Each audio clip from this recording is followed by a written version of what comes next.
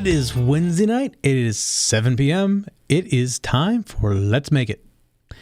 This week, we are still on our flying machines build. So we're going to talk about motors and a few things like that tonight. They're going to show you some of the different size motors that we have and talk about them a little bit, talk about some of the builds, and just, I think we're probably going to finish up this week with, in general, we may come back in a couple weeks, talk about different things, and as questions come along, we'll probably hop in here and answer questions as well. But this may be the last week. Next week, we're going to be probably moving on to 3D printing for a week or so, just to kind of talk about that. We never would talk about that on the show before, and I've been doing a lot of it. In fact, I've broken my printer more times than probably the average person because I print so much.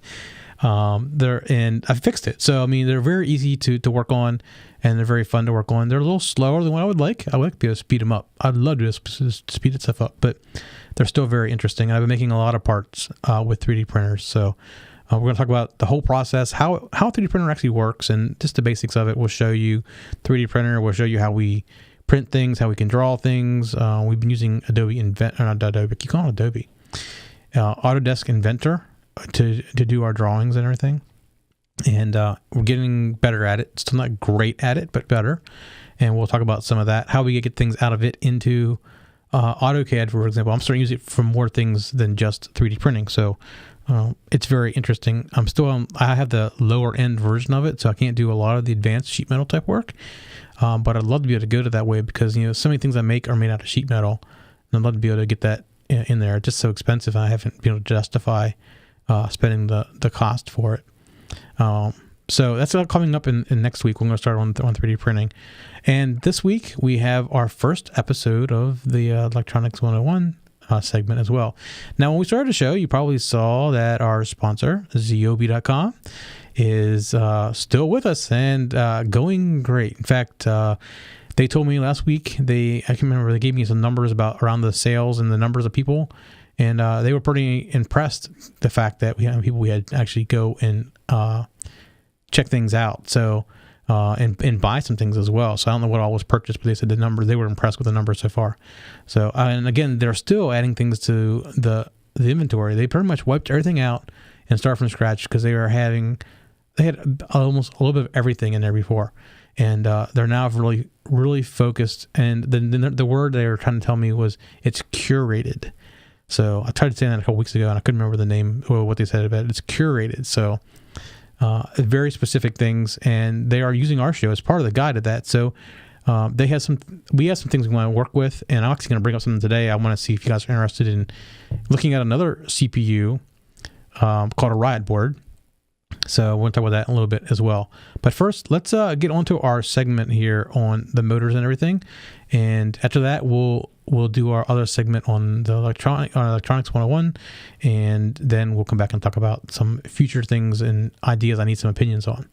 So without any further ado, here is the segment on motors and all the other stuff.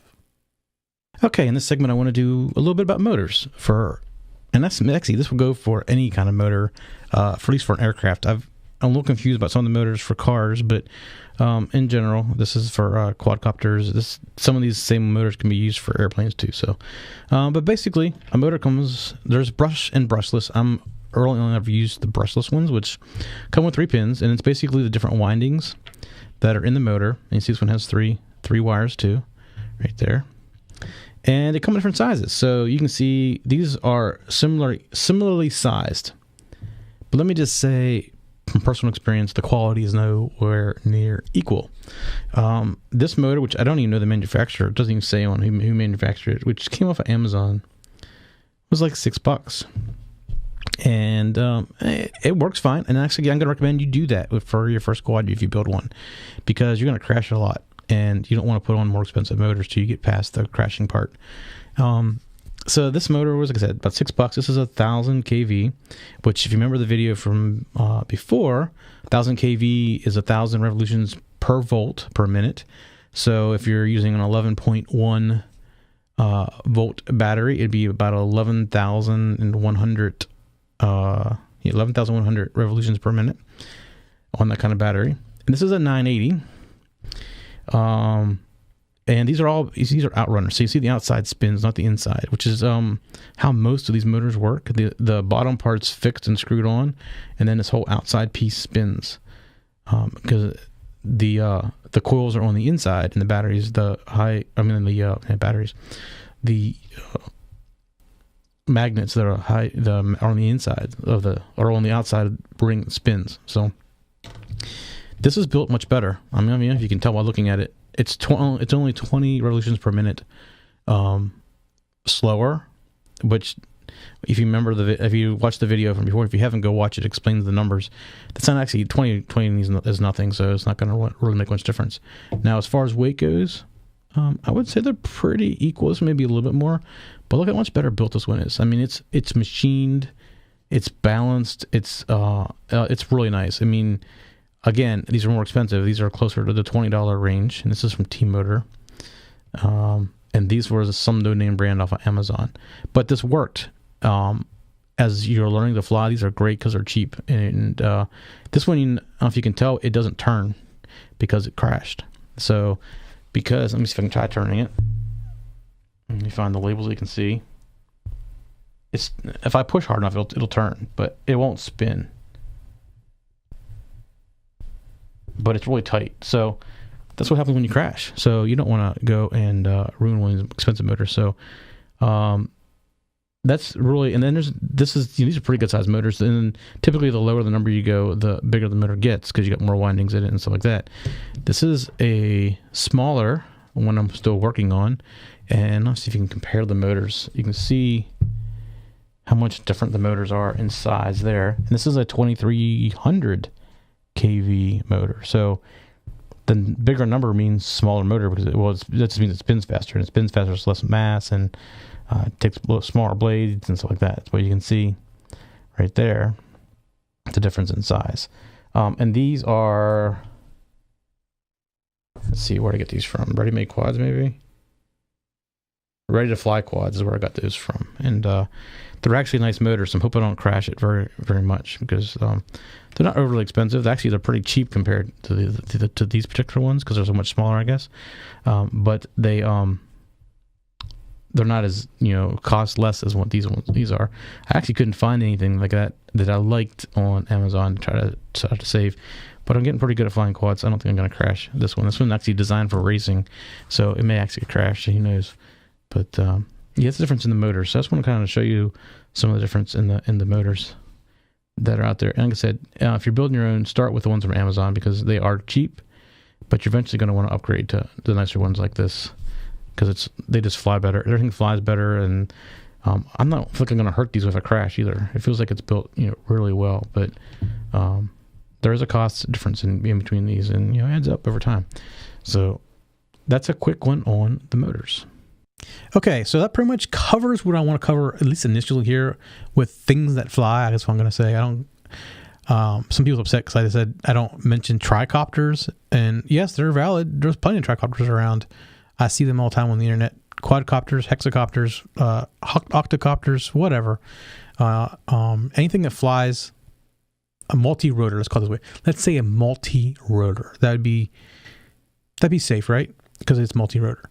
So anyways, we may come back later on and cover some of this. I actually like to do a beginning to end build through one of these instead of just the little pieces here and there I'm taking pictures of that I've shown, but I haven't done that yet. So I do have some other airframes that I can build out, and I may start that here soon and make it a point to record, beginning to end through the process. Okay, so without going too much farther, let's go ahead and let's play our new segment that we're going to start every week. So let me give you a little bit of background on this if you haven't seen the show a few weeks back when I mentioned what was going on here. We've always talked about electronics and things like that, but we never really explained the basics of electronics. And there's so many times we get questions, and I just realized people don't understand electronics, and I've always made the assumption that if you're watching the show, you have some basic electronics, but that's not necessarily the case. You can learn how to program an Arduino and do basic things without even understanding how the electronics part of it's working. You look at a drawing and says, put this resistor here, between here and here, and you do it, and it works, and you write code, we're all done. But you really don't understand what the resistor is even doing there, or how did it get its value, things like that. So what we want to do is start with basics. We're talking like really basics. So if you're new electronics, this next segment's going to be really boring to you. And you can probably just fast forward to the end of the segment. Of course, you're watching live, you can't fast forward, but the whole idea is every week, at least until we get a good base of electronic knowledge, we're going to do these little segments. And they're really short. It doesn't take real long to do them. And I think it's good for people that are just starting out. And if somebody has a question about something doesn't understand, I may send them to a segment and say, hey, look at this segment. And I may put the segments up individually, eventually on YouTube as well. So that we could just say, hey, go check out this. It explains what Ohm's law is or things like that. So that's what this next segment is about. So but before anything, let's go and get started. Hello and welcome to the very first episode of Learning Electronics on Let's Make It. And we're going to start out very basic this week. And every week we're going to keep building on what we talk about. And as we go through this over the next couple of weeks, you will get some knowledge. And if you already know electronics, I'm sorry. We got a lot of requests about this before and some of the problems we've noticed is also people don't always understand some of the electronic things we do. So we figured we'd do a little Learning Electronics 101 type of course. That's what this is. We're going to start this week with the very basics, the wire. The very thing that allows electricity to move through from one point A to point B. And there's all kinds of different wires. We're just going to cover a little bit of the basics today. You see on this little image here, some solid core, some stranded, some twisted pair. So we got a bunch of different things in here. But basically there's two types of wire. You see the top there is stranded. You can see there's tiny little strands in there. And that is the flexible type of cable. A lot of the cable you use, the extension cords that are using that kind of cable because when you have solid, which you see on the bottom, it doesn't bend real easy. The stranded allows it to bend. The problem is it can fray, and unless you tin the ends, and we'll go through all that stuff later. But when we talk about this through this course, we may talk about stranded or solid wire. And in addition to that, we also may talk about its size. So there is a American wire gauge, or AWG, as you'll see it labeled, and there's different sizes. So if you look at the one holding on the left there, that is 14 gauge. That or 12 is typically what you have in your house. And you see, the thing is, as the numbers get smaller, the wires get bigger. And that is the way that it is. In fact, it goes, you see when it gets down to 1 AWG, then it starts going bigger. And basically you have a number / a number. So the typical wires we work with, probably in like our typical jumper wire, is probably 24, 26 gauge wires, much smaller than this right here. But I do encourage you to go out and look up AWG or American Wire Gauge on the internet, because you find lots of information out there about the sizes. You also see on here it mentions about how many amps each one can run, and that gets smaller and smaller as you get higher up in the numbers. So you go to the 26 gauge wires, it's even down much smaller. Something to really keep in mind when you're trying to size the right cable for your project. And actually, here's a good example of a chart that gives you a 12-volt circuit and how long the cable is and how many amps as to what gauge wire you should be using. You can find these all over the internet as well. And then, so if you're trying to figure out what size circuit you need, you can pretty much Google it. Google pretty much knows everything, and they can recommend it as far as to what size cable you need. For most things electronics that we work with, 18 gauge is probably normally the most you would ever need, unless you're getting into more higher power things, speakers maybe, something like that as well. All right, so let's get down to some basics here. And we're going to talk about voltage, current, resistance, and power. These are all very important, and as we walk through here, you'll see. Voltage is often referred to as electrical pressure. So think of it kind of like the water pressure that's in your house, in your garden hose. But instead of moving water, it's moving electrons. So that's what voltage is. Think of it as water pressure. Current is defined as the number of electrons flowing at any one time past a particular point. So if we were looking back to the water hose or the water pipe, the larger the hose or the pipe is, the more gallons per minute of water that can move through that particular pipe. So think of the current as the size of the pipe. If to look at current as a measure of how many electrons are flowing per second. So that's we have water pressure, and we have water volume. So voltage and current. Then we're going to talk about resistance, and it's exactly what it sounds like. It is resistance. It is the ability to restrict the current, or in simpler terms, reduce the flow of electrons. And this can be done using a resistor, most components do have some resistance in them as well. So as you add components, you have to make sure you look at the resistance that's in the component, because they typically add some resistance in the path. But if you purposely want to slow down the electrons, you use a resistor in the circuit. We're going to talk about that here in today's episode as well. And then last is power. So we know power as watts. If you look at your light bulb, your 60 watt light bulb, the power rating on that light bulb is 60. And it is basically the multiplication of the voltage and the current, and it just provides a measurement of the total amount of electrons over a period of time. So let's use this example back to water again. If you were filling your pool with a garden hose, and it was a small hose, even though it had high pressure, it would still take a long time to fill the pool. The pressure may shoot it across the pool, but the amount of water that can fit through that hose is only so much. So in the same way, if you had a fire hose, the fire company comes out, but they had no pressure, it would just trickle out. It would take a long time to fill up the pool. But if you get that same fire hose and put high pressure behind it, you can fill up the pool in no time at all. So you can compare power to the gallons per minute that you get out of a hose. So before we move on, let's look at voltage, current, and resistance and power, and the terms that we use day to day when we talk about these. Voltage is measured in volts, and it has the special code of V, which we're going to be using in some math equations here in a little bit. So remember, V is for volts. Current is measured in amps, which is I. I don't know, so I can't remember why I. Resistance is measured in ohms, and it's represented by the code R. And power is measured in watts, which is P. So in the following calculations, we refer to each of these items above by that symbol at the end. Just make sure you remember V voltage, I for current, R for resistance, and P for power or watts. So we're going to talk about Ohm's law. Ohm's law is the basic foundation for calculating electrical values. It says that power is equal to voltage times current. In the water example, it is equal to pressure times pipe size. So you will see it represented like this. Power is equal to voltage times current. Or sometimes you'll see it equal, say P equals VI. The two letters next to each other are assumed to be multiplied together. P in power, P is measured in watts. Okay, power is measured in watts. I look at that. It's confusing. And voltage and I are voltage is measured in volts, V is voltage, and I is measured in amps. So the current is measured in amps, the voltage is measured in volts, and the power is measured in watts. That's what we call them. We'll talk about the units of measure. So here are some examples using the formula.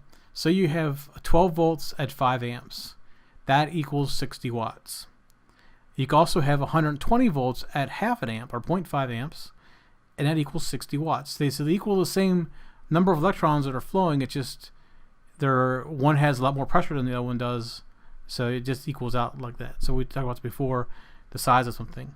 So this formula is always true. So let's say you know the wattage and the voltage, but you don't know the amperage, but you want to get it. So what you would do in that case is you would divide 60 watts by 120 volts, because you know what the wattage is, and you 120 volts. And we know that if you take voltage times amperage, you get watts. So if you take watts and divide it by voltage, you get amps. What that equals is a half an amp, 0.5 amp, which is basically the same thing we did at top, 120 volts times 0.5 amps. We already knew the answer, but this just shows you the formula in the reverse order. So far, I've been using mostly whole numbers to represent calculations. In fact, I was basing them around the typical 60 watt light bulb. I don't know if you noticed that, but 120 volts, 60 watt light bulbs, it uses up a half an amp. So it's good to know. I used it around something that we use every day. So small electronic products typically are measured in milliamps, much, much smaller. And a milliamp is simply 1/1000th of an amp. So in the calculation of 60 watts divided by 120 volts, we got half an amp. But we could also say it's 500 milliamps instead of half an amp. They both are correct, because 500 milliamps is half of 1,000, and that 1,000 is 1,000 milliamps is a single amp. And if you look at some of your electronic chargers for your phone or your tablet or whatever, you will see just how little power they use compared to other things in your house, like the light bulb, for example. And this is a good way of practicing some math. Go find some of those, look at them, and it'll tell you on there what its output is, and you know it's 120 volts or whatever the voltage is. Well, actually, you know it's 5 volts or whatever you're charging it at, and you can figure out how many amps it's drawing, and you'll find out it's probably pretty small compared to what you're thinking it probably was. So go check out some different power cubes or back of a TV or whatever, and you can test out your Ohm's law knowledge. And one last note before we move on here: power has to be dissipated somehow. Sometimes it's dissipated as heat, like in a hot plate or electric blanket, something like that. Sometimes it's dissipated as light, like an LED or a light bulb, anything that generates light like that. Sometimes it's dissipated as sound. Think of a speaker. You're sending out power to the speaker, and the speaker has a coil in it, and it's magnetically moving a piece of paper to make sound, and that's dissipating the electricity. And sometimes it's also done in physical motion, which the speaker kind of does, but I'm thinking more in this case like a motor. So it's still a magnetic field similar to a speaker and dissipates that out. And even though that you're going into a speaker, sometimes if you could feel the speaker or the motor, it feels warm because even though it is moving and translating that power into physical motion, still has to dissipate some power because it maybe can't use it all. It's not very efficient. In fact, if you overload a motor and it can't turn fast enough, it has to dissipate that power into the coils. That's why it gets so warm. So that's something to remember about a motor and overloading it. So I mentioned earlier about a resistor. So we're going to talk about resistors. A resistor basically lowers the current flow and voltage, and it does that by putting something in the way of the electricity. So inside the resistor, there is a material that does not let the electricity flow at its normal speed. And there's different types of material inside of all of these. And we're not going to really cover all the different types inside. Just know that it does cause resistance and the current doesn't flow as easy. So as I said, a resistor is exactly what its name suggests. It resists the flow of electrons, which limits the current. So there are many different formats of resistors. The ones on the previous page are the most obvious ones, and the ones that are used most in our small electronic projects on breadboards and stuff like that. They're very easy to work with. You bend the little pins, you stick them in, and they're really inexpensive as well.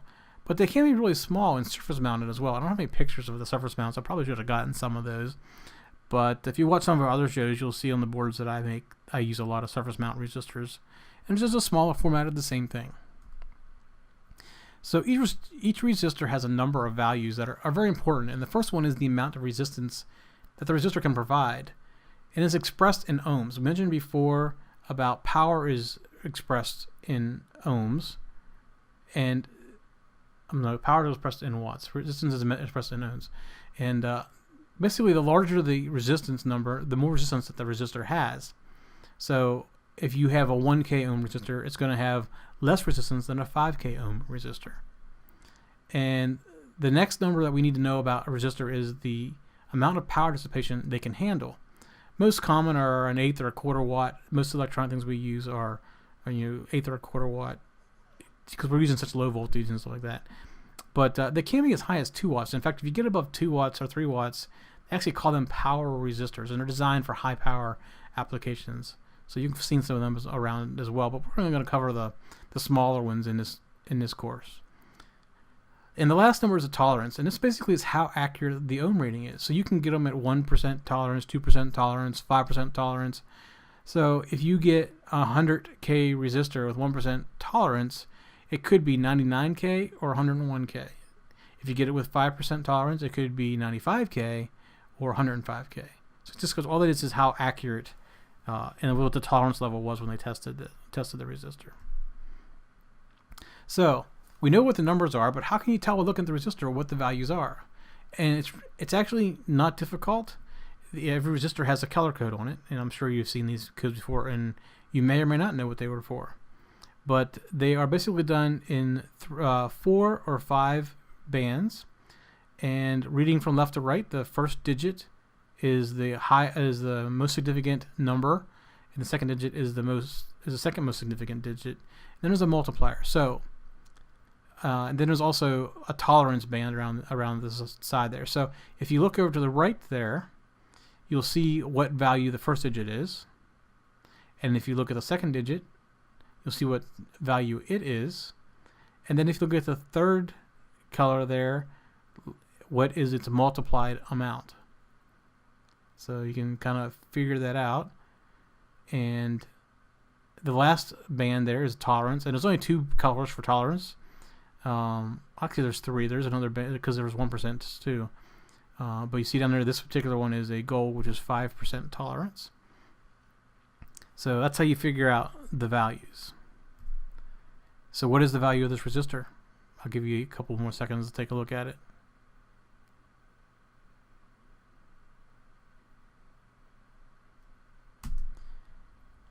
Okay, so we've not talked about the schematics or anything yet. In electronic drawings, we'll be a little ways down until we talk about some of that. But while we're on the subject of resistors, I do want to show you what the symbols are. And there's two basic symbols. I guess I consider these the American symbols. I typically only see the one on the left in most of the schematics. I occasionally will see the one on the right, and that may be actually the European version of it. I don't know, but the R1 is the value that I see a lot of. So 47,000 ohms is the same as a 47k ohms. Sometimes ohms is represented with the Greek omega symbol as well, which I couldn't stick one here. I couldn't find out where the fine looking thing was. So if you see it like in the little drawing right there, the 47k ohms, that is the symbol for an ohms. And before I forget, on the last page, the value of that resistor was 47 or 4.7k. So you get yellow is 4, violet is 7, and the multiplier of red is 100. So that's 4,700. Basically, you take and add 2 zeros to the end of the 47. So that's what that was. Sorry, I skipped by and didn't tell you that. The 47k kind of reminded me of that. All right. So we know that power has to be dissipated, and if the resistor is lowering the current, how is it dissipating it? And basically, it's what I said before. It generates heat. Most of the time, you don't feel it on resistors unless you're really overloading them. They're designed to be to run cool, so you probably won't even know it by touching it. But they do dissipate that as some kind of heat. So we do have to be careful when using resistors. So if you overload it, there is a great possibility of burning it out, it catching on fire, and you can also resistors do not last as long if you're keeping it up close to the top of the load value as well. So we're going to talk about that here right now. How you figure out what size resistor you need is you figure out what power it is, and we can do this one of 2 ways. The first is if we know our voltage and we know our resistance, is basically say the power is going to be equal to voltage squared divided by resistance. So in this example, we have 5 volts and we have a 1k resistor. So we take 5 volts times 2, which equals 10 volts, and then we take divided by 1,000, and we come out basically with 0.025 watts. So we have basically 2.5 watts. So at this point, you could go up and you could get an 1/8 of a watt resistor and still be safe, or a 1/4 watt resistor would be just fine as well. So if we don't know that voltage, but we actually know what the current is, we can figure that out as well. So here's how we do that. We take this is the same one. So here's where the results were. 5 times 2 divided by 1,000 equals 0.025. And as I said, calculated at 1/8 watt would be sufficient. Just make sure you double the wattage. And in this case, 0.025 watts would be 0.05. So that is much less than 1/8. So we can safely go to 1/8. Inductance less than double. More than double is 1/8 either. Okay, so let's build on the last example. And I said there's 2 ways we can do this. In the last example, we know what the voltage was. But let's say you only know what the current is. So here's the calculation to get the same power dissipation value. In this case, we take the current squared and we multiply it by the resistance instead of dividing it by resistance. Remember, we have Ohm's law here. So we're switching things around. So that's how we get the power, is to take the current squared and then multiply it by the resistance. So for example, if we know we have a 2.5 amps and we have a 10 ohm resistor, we take 2.5 times 2 and then take that times 10, which gets us 62.5 watts, because 2.5 times 2 is 6.5 times 10 is 62.5 watts. So that's what we know our dissipation is going to be. All right, we have one more thing to cover this week in this episode, in this little short learning electronics episode here, and we want to cover is basically how you can combine resistors in either serial or parallel to create the exact value needed for a task. So you can get resistors in many different values, but sometimes you don't have the exact value that you need. So what you can do is you can connect resistors in series to add up a total value. And it's basically when you put them in series and you say you have a 1K and a 2K, that comes out as being a 3K when you put them in series. So that's really simple. Let's go take a look at that.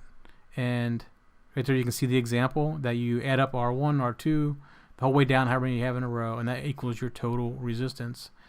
And as I said there, my example here was 4 1K ohm in series, and they equal a total of 4K ohms. Pretty easy to understand.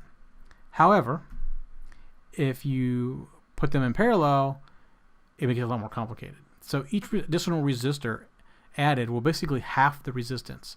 So for example, you have a 10K resistor and you put another 10K resistor in parallel with that 10K resistor, you now have a 5K resistance value. So you see it cut that value in half. It doesn't make it 20 like you would think, or maybe 10, we think it would stay 10.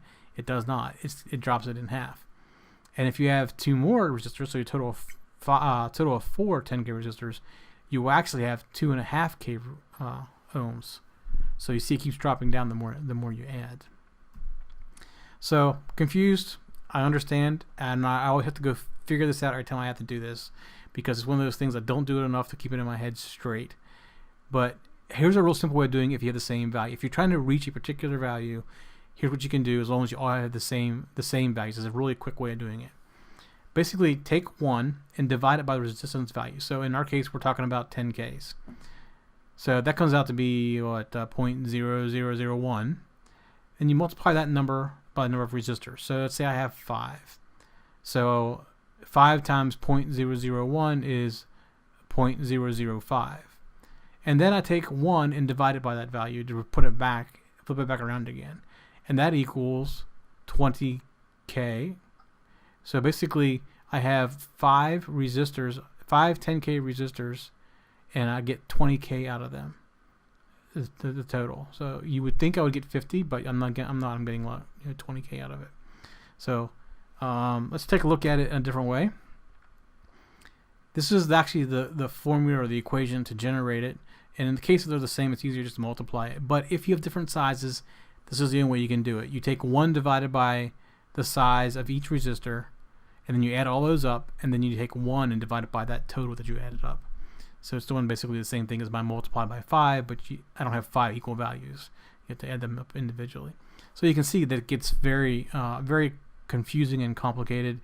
And people use both. I've seen people use both series and parallel resistors to accomplish their tasks, because basically when you put the resistors in parallel, it allows you to put more power through them. So if you get a resistor that can't handle like your 0.25 watt resistor and you need to put a whole watt through it, you can put 4 of them in parallel to equal that. The problem is you're going to drop your value down. So you can either increase the resistance value of the resistor, or I've seen people take 4 parallels and put them in series with 4 parallels, so they basically get the same value back again. So it just you gotta make sure you calculate it out right so you don't burn anything up or hurt anything. Okay, that's it for this week. Next week we're going to take a look at capacitors, but a little bit of a homework project. This week, test your Ohm's law out. Like I said, go around, check out the different things that are sitting around your house that have power to them, and look at them and make sure that you understand how to calculate Ohm's law. And if it doesn't have the right value on it, figure it out. It's a good brain exercise to keep your brain working on Ohm's law, because Ohm's law is very important to know anytime you're working on electronics. All right, our first segment is down. That wasn't too bad, was it? I know it's a little low level for some people, but other people, it's not low level. So I want to try to spread that knowledge around. Anyways, thank you, and we'll keep those kind of things coming. So back to the show. One of the things I've noticed is since we moved to Wednesdays, our chat room has been slightly light. And I know it's when you move a show, that's kind of thing that happens until the groove gets kicked back in. And I have noticed that we have more live viewers, I think, now. And I hope the 7 p.m. on Wednesday is the reason why we have that. Or are you still hanging out from the previous show? Who knows? Or are you early for the next show? whatever it is, we're happy to have you here. But we do have a chat room. Come in and chat live with us. Just go to tech-zen.tv, click on the live, and go to the chat room. We'd love to have you in the chat room with us. And along with that, well, I'll do the whole spiel about promotions later. I have a board that I've been playing with, but not enough that I'm overly comfortable with it, but I'd like to spend a lot more time with it, and it's called a Riot board. And it can run Linux or Android, and I'd like to spend a little more time playing with it on the show, but I'd like to know what everybody else's thoughts are on it. I don't want to go in a direction that you're totally not interested in. We've done a lot with Arduinos, and are we drying out the Arduino pool, or do we need to spend more time on Raspberry Pi, or do we go something different, like the Riot board? The Riot board is pretty darn cool. It does get into a lot of things. What I have been struggling with, though, is getting things like SPI to work and things like that on it. And it's so new, I don't know if anybody really knows. I'm sure people know how to do it, but it's not like you can't go search the internet and say, hey, how do you use SPI in Linux on the Riot board, or how do you use it with Android? You just don't find the answers. So that may be something that's kind of fun to figure out, or it may be frustrating to people. I don't know. It's not an overly expensive board, and if people are interested in that kind of thing, do we go forward with it, or do we focus on a Raspberry Pi now for a little while? There is the BeagleBone. There's all kinds of different boards out there, and I just think we've gone a long way with the Arduino. And not that I want to abandon the Arduino, but I'm not sure where else, unless we have somebody comes back and says, hey, can you do this with the Arduino, that I could really go with it. So without your project ideas, but I can do the same similar things like we on the other platforms as I can on the Arduino, and address the differences, good things like that. So let me know. I kind of want your opinion. I kind of like to do a little bit of a Riot board type of thing, just because it's so much fun to play with. Or BeagleBone. I do BeagleBone too. I don't know BeagleBone very well. I'd love to learn it. I know Raspberry Pi fairly well, and I use it on a lot of things. And I'll go follow with that for sure if you want. No problem at all. So just kind of give me your ideas, and we'll try to get something spun up with that. I also want to know what you think about the ideas of a Hangout. Would you guys join a Hangout? Like after this show, if, let's see, maybe the show ends around 8. If we'd bring a Hangout, would you guys be interested in coming and joining and talking? That type of thing. I do that with a couple of my other shows, and sometimes it works, sometimes it doesn't. So it's really dependent upon you. Are you an introvert and don't like to talk to people? Or would you like to talk to people about electronics and get to know people like that? Just let me know. And we do Hangouts a lot, and I would not mind doing one for the show. It'd be perfectly fine. So it's totally up to you guys. I need direction from you on what you would like to do. So please let me know. Next week, we're into 3D printing. And again, check out our sponsor, Ziobi.com, and find some cool looking things out there too. I'm trying to convince them to do some stuff with quads and radios, but they're a little hesitant. So I don't know if it's going to happen or not. But it would be nice. Just a hint, Mr. Ziobi. So anyways, that is the show for this week. Tell your friends about us.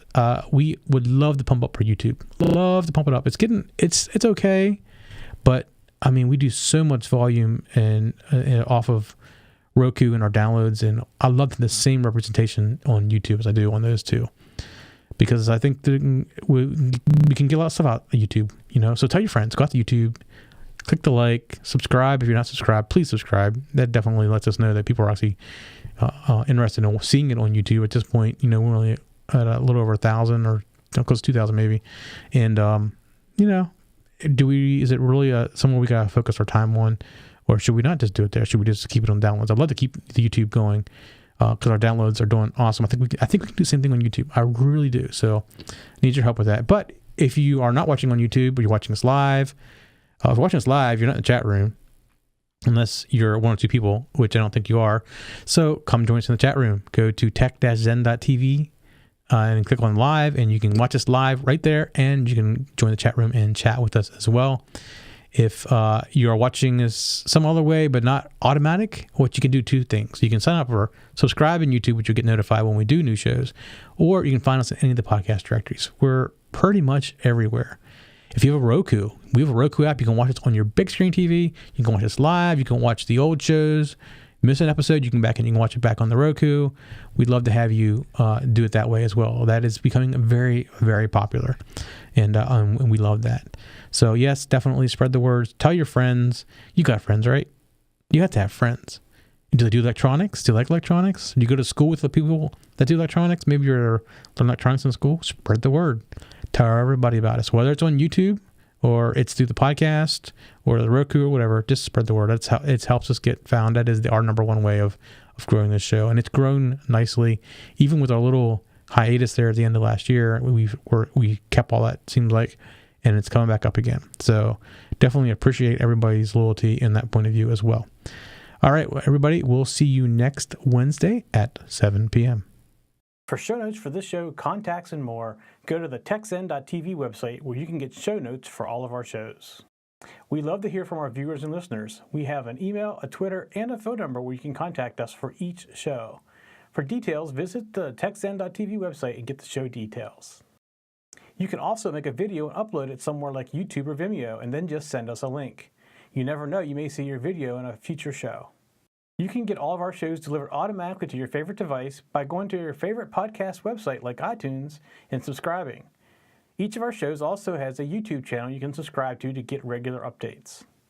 Our shows are also available on most internet radio networks like Stitcher and TuneIn Radio. You can also watch and listen to our shows on Xbox, TiVo, and Roku. You can even find us on your Zune.